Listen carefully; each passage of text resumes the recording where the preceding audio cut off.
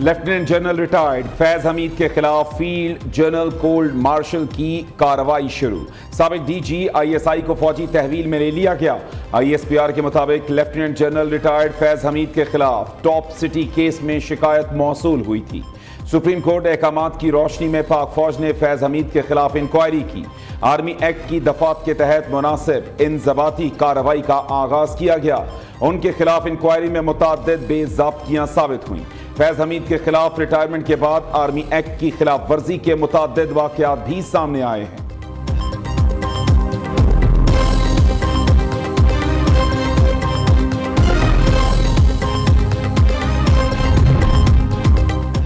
Top city case Faiz Hamid को तहवील में लेने का सबब बना। 8 नवंबर 2023 को टॉप सिटी के मालिक मोइज अहमद ने सुप्रीम कोर्ट में दरख्वास्त दायर की। Lieutenant general retired Faiz Hamid पर इख्तियारात के गलत इस्तेमाल का इल्जाम लगाया। मौक़िफ़ इख्तियार किया कि 12 मई 2017 को फैज हमीद की ईमा पर खुफिया एजेंसी ने मोइज अहमद के घर और ऑफिस पर छापा मारा। एहलकारों ने सोना, हीरे और करोड़ों रुपए समेत कीमती अशिया जब्त की। 14 नवंबर 2023 को सुप्रीम कोर्ट ने तहरीरी फैसला जारी किया। फैज हमीद पर आयद इल्जाम संजीदा, उन्हें नजरअंदाज नहीं किया जा सकता। दरख्वास्त गुजार मुतल्लिका फोरम से रुजू करे।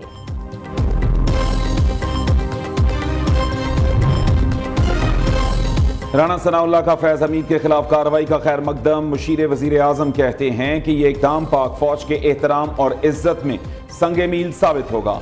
फैज हमीद की सियासी मामलात में बहुत मुदाखलत थी, उनके खिलाफ कुछ चीजें साबित हो चुकी होंगी, इसलिए फौजी तहवील में लिया गया। फैजाबाद धरने के मुआहदे में फैज हमीद के दस्तखत हैं। दीगर मामलात में इंक्वायरी हुई तो मजीद चीजें सामने आएंगी। वजीर इत्तलात अता तारड़ ने कहा कि फैज हमीद ने सियासी जमात को प्रमोट करने का खमियाजा भुगत लिया। फौज ने अच्छे तरीके से एहतसाब किया, तनकीद की बजाय सराहना चाहिए।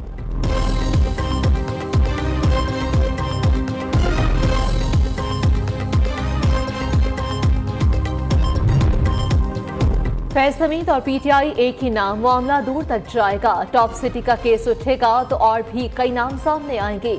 ये शुरुआत है, अभी बहुत बड़े बुत गिरने हैं। सेनेटर फैसल वाड्रा का दावा, कहा कि आने वाले दिनों में बानी और तहरीक इंसाफ जमीन पर लेट जाएगी।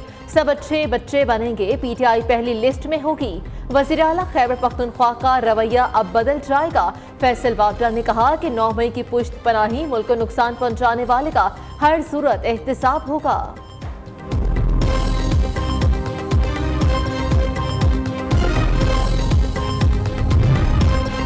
फौज जैसे चाहे अपने इदारे में एहतसाब करे, हम सवाल नहीं उठा सकते। पीटीआई चेयरमैन बैरिस्टर गौहर ने फैज हमीद के मामले पर रद्द-ए-अमल देते हुए कहा, फौज एक मजबूत इदारा है जिसका अपना स्ट्रक्चर और तरीक़ाकार है। दूसरी जानिब चेयरमैन MQM पाकिस्तान खालिद मकबूल सिद्दीकी ने कहा, फैज हमीद के कोर्ट मार्शल का मामला हमसे बहुत आगे का है।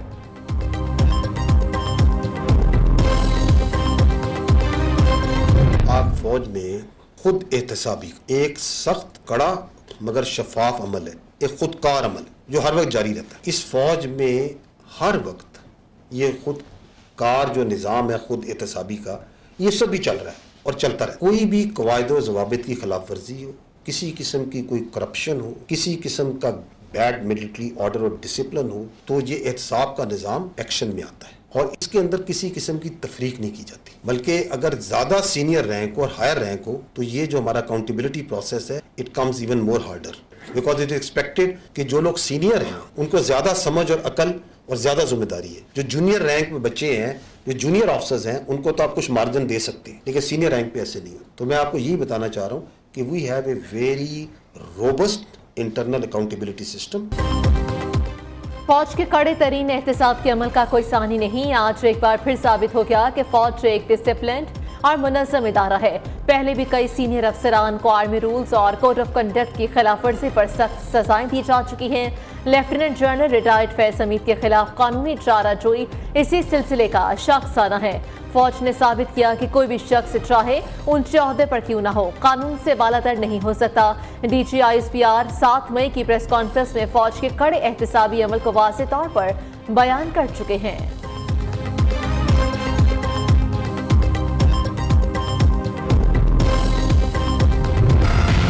सुप्रीम कोर्ट के एक फैसले से नून लीग को डबल रिलीफ, कौमी के 3 और पंजाब असेंबली के 1 हल्का पर नून लीगी उम्मीदवार मुंतखब करा। लाहौर हाई कोर्ट का फैसला कल अदम, इलेक्शन कमीशन का फैसला बरकरार। अजहर क़यूम नाहरा, अब्दुर्रहमान कांजू, जुल्फ़िकार अहमद रुकने कौमी असेंबली बहाल। सुप्रीम कोर्ट ने 2-1 की अक्सरियत से फैसला सुनाया। जस्टिस अकील अब्बासी ने फैसले से इख्तलाफ किया। अक्सरियती फैसले में कहा गया कि इलेक्शन कमीशन आईनी इदारा, एहतराम का हकदार है। बदकिस्मती से कुछ जजेस तज़हीक आमेज रिमार्क्स देते हैं। जस्टिस अकील अब्बासी ने इख्तलाफी नोट में लिखा, इलेक्शन कमीशन का इंतखाबी तनाज़ात पर दिया गया हुक्म दायरा इख्तियार से तजावुज़ है।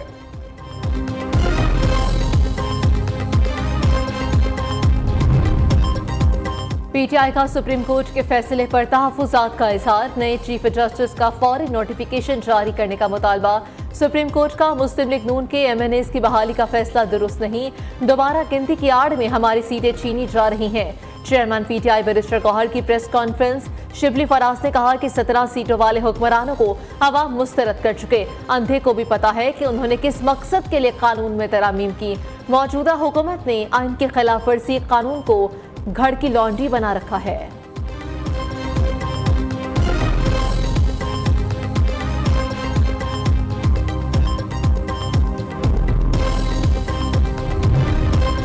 माजी में किसी और की जंग का हिस्सा बनने से रियासत को नुकसान हुआ। आसिफ जरदारी ने अक़लियतों के कौमी दिन की तकरीब से खिताब करते हुए कहा, हमें तकसीम करने के बाद पड़ोस की एक जंग में झोंका गया। आज मोदी के भारत में अक़लियतों को कोई तहफ़्फ़ुज़ हासिल नहीं। सदर जरदारी ने तकरीर के आखिर में पाकिस्तान खप्पे का नारा लगाया। सदर ममलिकत ने यौम आज़ादी पर कैदियों की सजाओं में 90 रोज़ की कमी कर दी।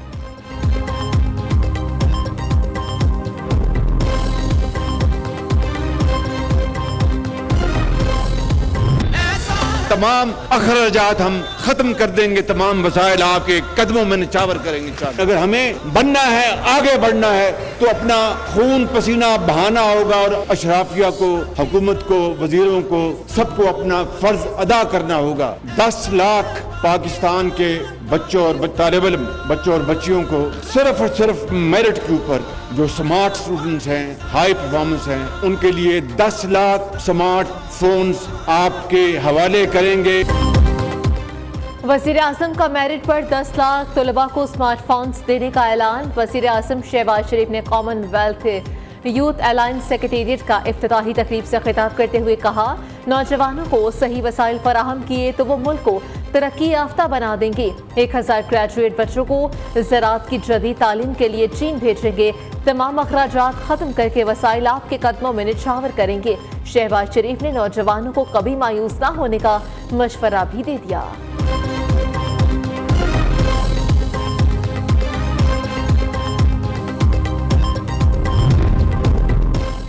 नौजवान हमारा कीमती असासा, हमारे मुस्तकबिल की जमानत हैं। नौजवानों की कामयाबियों पर फख्र है।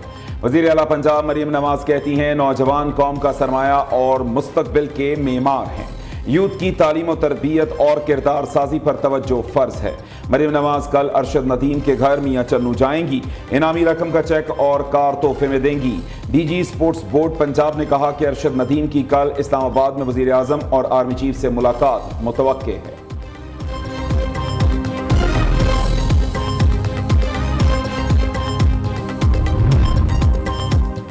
वज़ीर आला पंजाब मरीम नवाज की हिदायत पर आज़ादी का जश्न मनाने के लिए तारीखी इक़दाम। रावलपिंडी से लाहौर तक आज़ादी फ्लोट का एहतमाम। गोजरा खान जेलूम के बाद गुजरात पहुंचने पर फ्लोट का वालहाना इस्तकबाल। गुजरावाला, कामुकी और मुरीदके से फ्लोट 13 अगस्त को दोपहर 4:30 बजे लाहौर पहुंचेगा। जश्न आज़ादी की मुनासबत से मीनार पाकिस्तान पर आज़ादी मुशायरा होगा। मिली तराने भी पेश किए जाएंगे।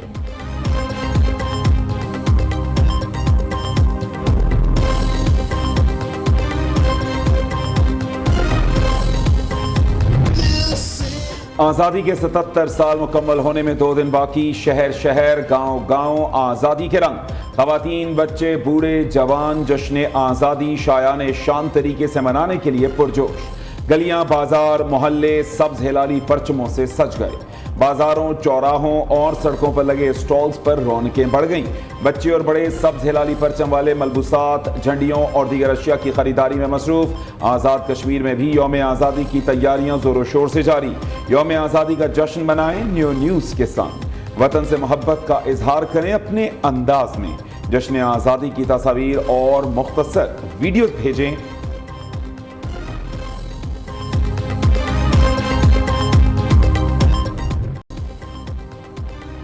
पीएसओ में गैर कानूनी भर्तियों का केस, शाहिद खान अब्बासी समेत तमाम मुल्जिमान बरी। नैब हुकाम की रेफरेंस वापस लेने की दरख्वास्त मंजूर। कराची एहतसाब अदालत का चेयरमैन नैब को रेफरेंस वापस भेजने का हुक्म। शाहिद खान अब्बासी ने कहा, नैब खत्म कर दें तब मुल्क चलेगा।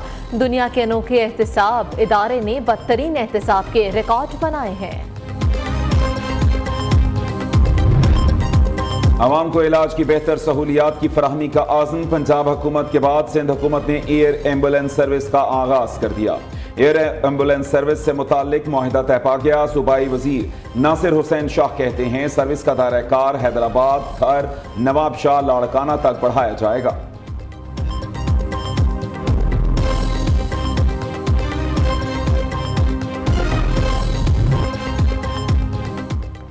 इमाम मस्जिद नबवी सल्लल्लाहु अलैहि वसल्लम डॉक्टर सलाह की गवर्नर हाउस लाहौर आमद। गवर्नर पंजाब सलीम हैदर खान ने इस्तकबाल किया। इमाम मस्जिद नबवी सल्लल्लाहु अलैहि वसल्लम ने गवर्नर हाउस की जामे मस्जिद में नमाज ज़ोहर की इमामत करवाई। डॉक्टर सलाह बिन मोहम्मद अल बदी ने बादशाही मस्जिद में नमाज मगरिब की इमामत भी की। वज़ीर आला पंजाब से भी इमाम मस्जिद नबवी सल्लल्लाहु अलैहि वसल्लम की मुलाकात। मरीम नवाज ने कहा, हुक्मरानी के लिए हज़रत उमर फारूक रज़ी अल्लाह तआला अन्हु के मॉडल की पैरवी करती हूँ। डॉक्टर सलाह बिन मोहम्मद अल बदी ने वज़ीर आला मरीम नवाज को बहन करार दिया। मदीना मुनव्वरा हाज़री की दावत भी दी। मुल्क के बेशतर शहरों में मानसून का जानदार स्पेल। दरियाए सिंध बिफर गया। सिंध के इलाके किंगरी में कच्चे के सैकड़ों देहात डूब गए। खैरपुर से जमीनी राबता मुनक़ते। कोहिस्तान में दरिया का पानी मुतअद्दिद बस्तियों में दाखिल, लोगों को मुश्किलात का सामना। सुबह सवेरे लाहौर के मुख्तलिफ इलाकों में मूसलाधार बारिश से नशेबी इलाके ज़ेरे आब आ गए। बलोचिस्तान में हालिया बारिशों के बायस 6 बच्चों समेत 12 अफराद जाँ बहक, 8 जख्मी हुए। सैलाबी रैलों के बायस 28 घर मुकम्मल तबाह, 76 को जुज़वी नुकसान पहुंचा।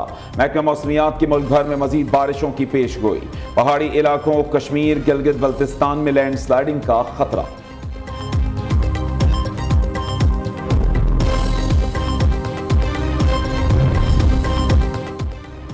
जान की बाजी लगाकर दूसरों की जान बचाने वाला पाकिस्तानी को पहमा रेस्क्यू ऑपरेशन में जाँ बहक। मुराद सतपारा ब्रॉडपैक की मुहिमजोई के दौरान जख्मी हुए थे। रेस्क्यू टीम ने लाश जापानी कैंप पहुंचा दी। 2 मजीद को पहमा हेलीकॉप्टर के जरिए बेस कैंप पहुंच गए। पाकिस्तान और बांग्लादेश के दरमियान टेस्ट सीरीज। बंगाल टाइगर्स कल सुबह लाहौर पहुंचेंगे। मेहमान टीम कसाफी स्टेडियम में 15 और 16 अगस्त को प्रैक्टिस करेगी। 17 अगस्त को इस्लामाबाद रवाना होगी। पाकिस्तान और बांग्लादेश पहले टेस्ट में 21 अगस्त को मद्दे मुकाबिल आएंगे। दूसरी जानिब पाकिस्तान शाहीन्स और बांग्लादेश ए के दरमियान पहला 4 रोज़ा मैच कल से इस्लामाबाद में शुरू होगा।